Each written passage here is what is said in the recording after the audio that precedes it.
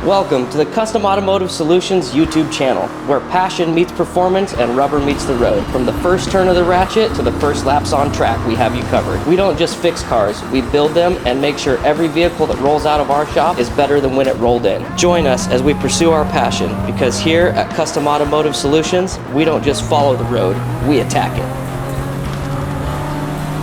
Should like, follow, and subscribe. Thank you. What's up, YouTube? Jason here with Custom Automotive Solutions in Portland, Oregon. Today, going through my buddy Josh's car. We're gonna track prep this thing. Actually, I met him. I was his instructor at Oregon Raceway Park. Now we've become pretty good friends. So what we're doing today is we're gonna make sure that this Supercharged BRZ is set up to go do some laps with me next year. So we're gonna go through and change all the fluids, some brake pads, plugs and coils, which in this car is not that fun. So we are gonna record pretty much everything we're doing. We're gonna do a steering rack, literally everything that's wore out from him doing laps, we're gonna fix so he can do more laps next year, not be sitting on the side of the track broke down. So we're gonna go over some things, but stay with it and we'll see what we come up with.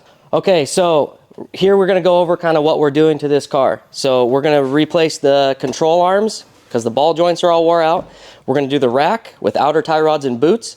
We're gonna do Motul for the oil change, doing some Bosch brake fluid, some new pads. He's got the Cadillac caliper upgrade on there, so we're gonna put some new pads in that, and we'll do some videos on that because actually that turned out really cool. I'm kind of a fan of the CTS upgrades. That's actually working out pretty good for a lot of cars. A couple of pulleys, and again, coils and plugs. So the coils and plugs, like I said, is actually a little over a 3-hour job is what it's quoted for. You have to either suspend the engine or pick it up or down or do something to get access to the plugs and coils. So we'll go ahead and get some video of that. It's gonna be pretty cool, so stay tuned. All right, what are you working on right now, Cody?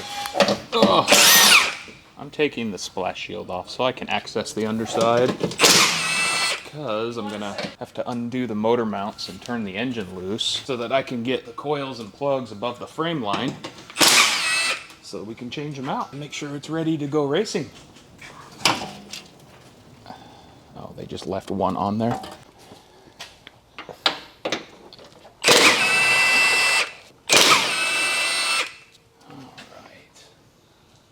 Nuts for the motor mounts. How angry is the exhaust going to be? That'll give me some push room on the exhaust. None of this is going to matter back here. Probably be easier to use a jack.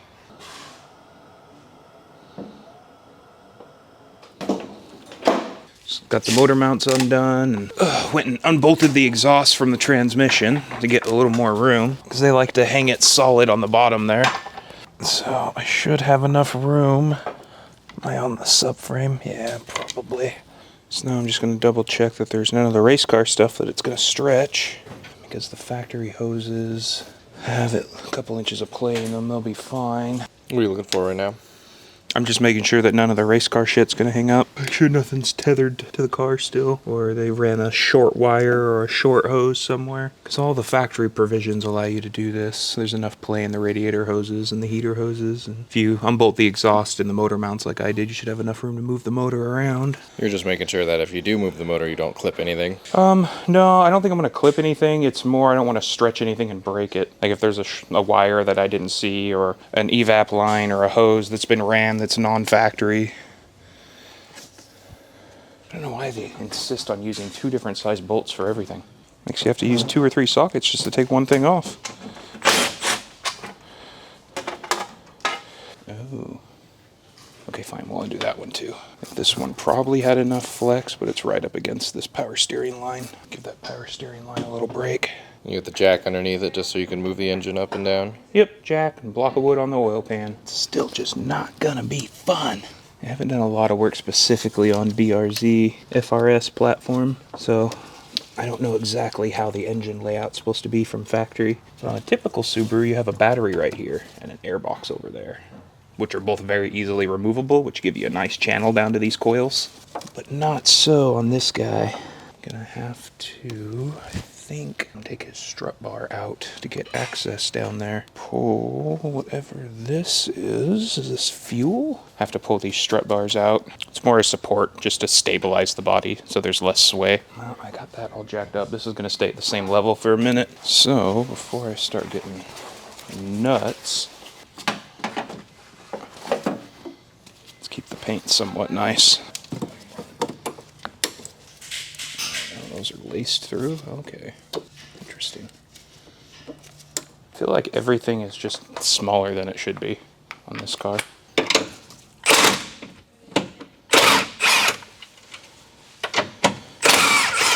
And they really just don't give you any room to get in here with these sharp things everywhere.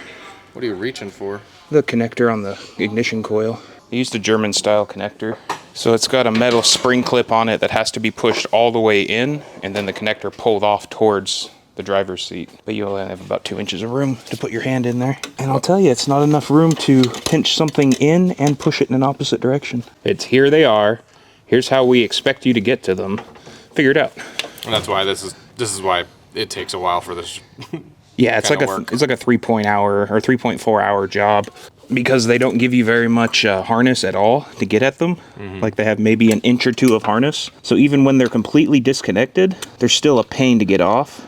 As soon as you can get the connectors off, that's the main hard part. And the next one is actually getting the plugs out. Oh, because they're deep enough into the heads that you'll need an extension to reach down and actually be able to get onto the plug and still be able to turn your wrench. But doing what I've done here, the coils are not fully above the frame rail. Like there's not enough room to do that on this car. Where's that? Like down in the middle of the head over there, like below this thing.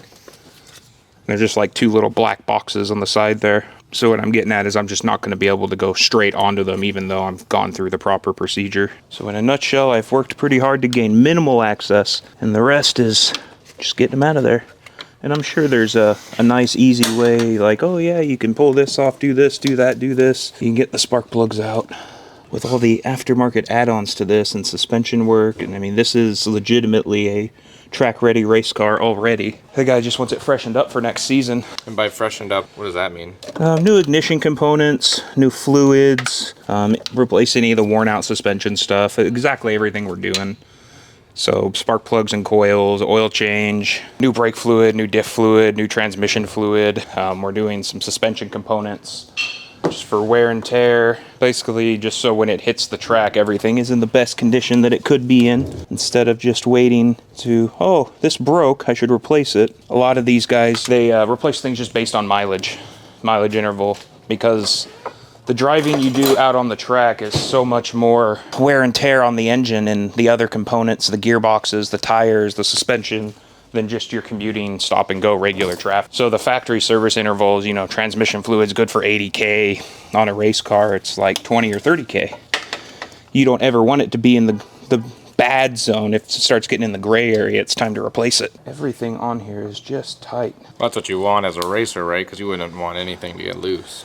Well, yeah, that'd be true for suspension and hard components, but when you're just trying to unbolt electrical stuff, you're like, why is this bolt so on here so tight? Just holding a 3-ounce electrical box onto the motor.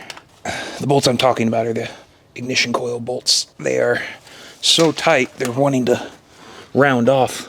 And there's extremely low room to get anything other than just a basic little socket on here. Got that one cracked. This guy's so tight, I need all the bite I can get on him. Oh, there we go. A good portion of this is just braille. You're just, okay, I saw where that was 5 minutes ago. Now let's take it apart. Trying to see everything, you're just going to hurt your body. Trying to maneuver your head into the position and have your arms at the right angles. Let's see if I can't get these coils out. Ooh, there's one. So the saving grace on these coils is they have rubber boots on them, because I literally have that much room to get this out of there. So you've got to pop them out and immediately start winding it up. So if these had solid boots, this job would be just, I wouldn't want to do it. And as you can see, these look pretty new. The boots aren't worn out, they're clean, they haven't been leaking oil on them. This car is really low mileage, but you know, you never know when a coil is going to go out. There's no warning signs, it just works and it doesn't. On a race car, you can't take that chance. Right, you're better off just replacing it than Running it. Get this other guy out of here. Look at the other side and see how annoying that side's going to be to get out. Oh, I can already see you. You're in my way. A lot of guys like to use these as pedal depressors. Just making sure I'm not going to drop this into the windshield, but these were designed to be hood props. So I don't have to work with this thing in my way. Have a little bit of access in the back. These must be like fuel pressure regulators to each rail. So I'm going to have to do the same thing on this side. Clip that other guy. Yeah, I'm going to have to clip everything that's mounted to it. It's probably not 100% necessary, but it's going to give me the best access to the backside when I'm trying to get at the connectors. And that is one of the annoying parts. So just the breather there.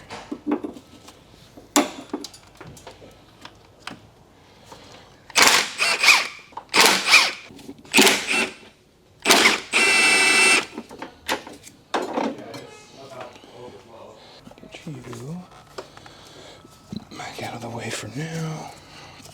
Oh, you're a pop, okay.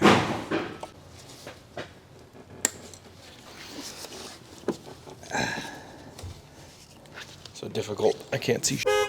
Yeah, a lot of this is. I think I see what you're doing. Can you see that clip? I have no clue. I'm gonna have to get light in there. There. Because I couldn't see what I was doing for a minute. Oh, bastard. The harness to the rear coil. Yeah. I'm gonna see if I can see one here. So it looks like just about everything else. Oh yeah, like one of these. So it's got one of these harness clips that hold it into there, but it's on the back of the head for the ignition coil, and there's no room to pull the harness off the plug, so you have to pop the clip off. They only give you about a 1/2 inch of harness after that clip, and the plug needs to move more than that just to get off the coil. Finally got it. Yeah, those little fuckers. Those are annoying. I think I see it actually. Stuck all the way to that. Yeah, that's just like the retainer so the plug doesn't come off. The older generations, they just had a regular plastic tab you push on like any other clip. But those ones also like to break, so that's probably the reason they went to that. Mm-hmm. It's just like, we're running out of coil plugs because people keep breaking them. Well, they probably don't want any like vibration to kind of like have it get unplugged too. Plastic ones will keep them locked in through vibration. That's what everyone else uses. The plastic ones, like it's literally just a solid piece of plastic that you're flexing every time you take it off. So after 80,000 miles, a bunch of heat, you take them on and off a couple times, you go to squeeze it and you go snap, and then it will fall off with vibration. So that's where it was. I'm gonna have to go this route. Start on. The plugs, they're the hardest. Yeah, that's what I thought too. Oh, I see why he asked us to rewrap it. Because it's falling apart. It's literally falling apart. That would be tight. I bet he did it in the car too. I might pass on that. I don't know if you can do it in the car. We'd have to leave it all the way draped out and pull it through. Push it down, pull it. No, the exhaust, when I lower that back down, that exhaust is almost touching the front core support. Like this is 3 or 4 inches in the air right now. Crazy. That's what I mean. Like I don't know you could actually wrap that front pipe in the air. Crazy. So you already got access to that shit? Barely. Wow. That's just for spark plugs. Just Yep. for spark plugs. Yeah. 1 coil. 3 coils. 3 coils. Really, Subaru? I mean, it's always kind of a thing. All the plugs are always a pain, but from the bottom is how they go. So he's in there. Oh, he's been in there, man. Yeah, that's an in there type of job. I kind of saw that. Can't get it that way. Hi, fuel line. How are you today? I'm doing some yoga. You said goofy. I didn't know that goofy. Yeah. Well, I got a bolt head, like a bolt head facing that way, which means my hand has to face this way. But I can only stand at this side of the car, and I have to go in through the back, because I don't have any access out the front. So that dictates how goofy I look. I'm doing this with 2 fingers underneath. Right now, all the little muscles in the back of my hand are angry, so I'm giving it a break. Oh, he got it. Yeah. That one little guy. That one little bolt. All right, now I should just be able to reach in here with this arm and get the coil out. Don't have to look goofy doing this. Whew. How many coils are there? 4. 1 for each cylinder on this one. This one's a 4-cylinder. Now I gotta figure out what I need to get spark plugs out. Grab one of the new ones just to size him up. Oh, he's a tiny little guy. He might be that 13mm. I'm not sure I have that. I don't have that one. This is the spark plugs going into the BRZ, because there's varying distances. Figure out what size works here. Subaru spark plugs just generally aren't really quick and easy. If you just never take that chance, it's never gonna happen.